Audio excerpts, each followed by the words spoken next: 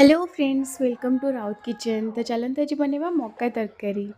किए खाइच कमेंट्रे जनइब। मक्का और आलू को प्रथम हलदी लुण देकी सिझेदेवा। तापर आम अदा रसुण लंका पियाज टमाटर को पेस्ट बन के रखिदेवा साइड्रे। तापर सिझा आलू को टिके फ्राए करके बाहर करदेवा। फुटण देवा। फुटण पियाज लंका फ्राए करके मसला गुड़ाक जो आम ग्राइंड कर रखिले ताकू बसिक फ्राए करदेवा। तापर किसी गुंड मसला पकेबा लंका गुंड हल्दी गुंड जीरा धनिया और टिके चिकेन मसला ताकू भल भाव फ्राए करदेवा।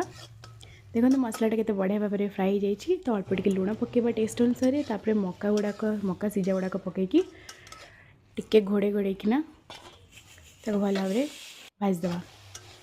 देखो भाजी हो सारे। तापर आलू गुड़ाक पकईदेवा ताकू भी किसी समय घोटदेवा।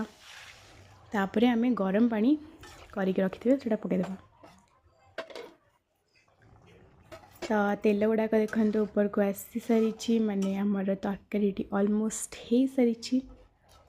तो टिके अल्प समय पे फुटेवा ताको।